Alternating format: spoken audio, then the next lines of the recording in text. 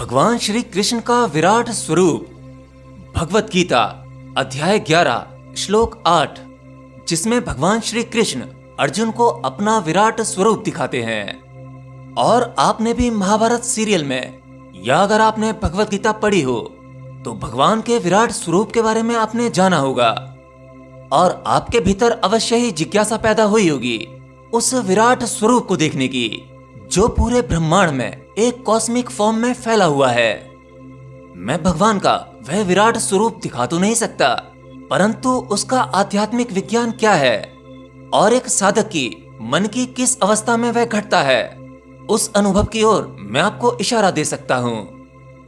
हालांकि आप जब भगवत गीता पढ़ते हैं या भगवान श्री कृष्ण के बारे में जानने का अभ्यास करते हैं, तब आपके भीतर उस कल्पना जगत में शायद भगवान का कोई दृश्य आता हो या उनका विराट स्वरूप देख पाते हो, परंतु वह सत्य नहीं है। भगवान का वह विराट स्वरूप आपके मन के द्वारा निर्मित किया गया है, वह काल्पनिक है। इसीलिए आपके भीतर आपके मन में कहीं ना कहीं कोई शक की गुंजाइश रह जाती है कि कैसा रहा होगा वो स्वरूप, आखिर कैसा होगा वो अनुभव। तो चलिए आज भगवान श्री कृष्ण के उस विराट रूप के ज्ञान को समझते हैं और एक साधक ईश्वर के इस विराट स्वरूप को किस अवस्था में अनुभव कर पाता है, उस अवस्था को जानते हैं। देखिए, हमारा ये भौतिक शरीर और इस भौतिक शरीर में पांचों इंद्रियां, इन सब की सीमा है। यह सीमा के पार नहीं जा सकते, एक सीमित गति के पार यह नहीं दौड़ सकता। आपकी आंखों की, कानों की, मन और भाव की, इन सब की एक रेंज होती है।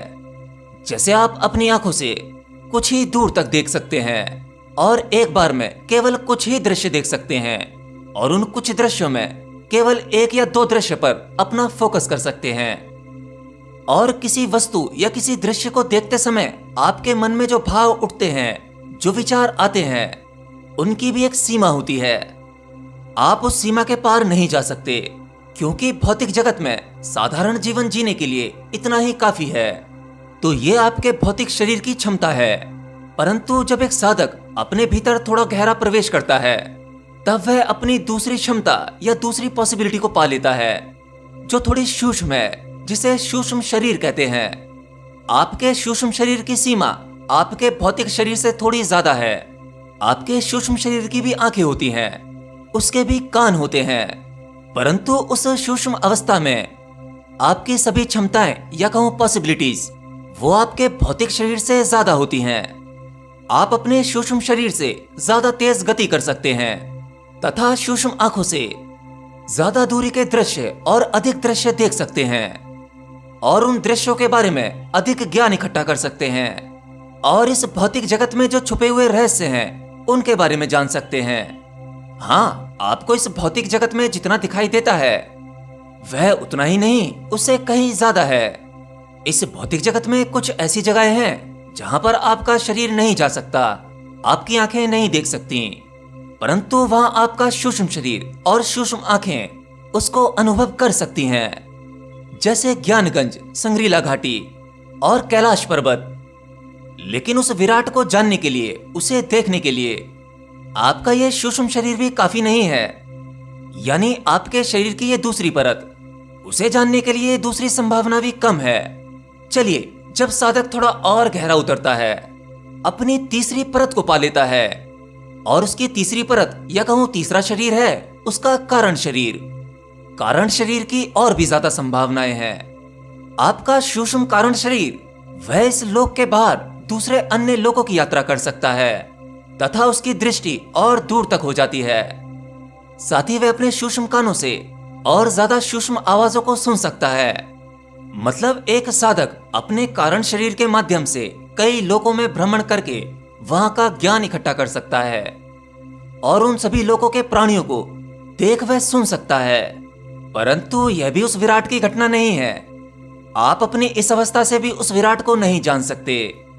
इसके बाद आता है कैवल्य शरीर, जिसके बारे में मैंने अपनी पिछली वीडियो में बताया था, जिसकी स्पीड लाइट की स्पीड से भी तेज होती है। आप अपने कैवल्य शरीर से कई ब्रह्मांडों की यात्रा कर सकते हैं, वहां का ज्ञान इकट्ठा कर सकते हैं। इसमें आपको जो दृष्टि मिलती है, आप उसकी कल्पना कर सकते हैं। आप अपने कैवल्य शरीर की इस परत से कई ब्रह्मांडों को देख सकते हैं तथा वहां सब कुछ देखकर सुनकर उनका अनुभव कर सकते हैं। उसके बाद महाकेवल्य शरीर, जो आपको अनंत ब्रह्मांडों का अनुभव करवाता है।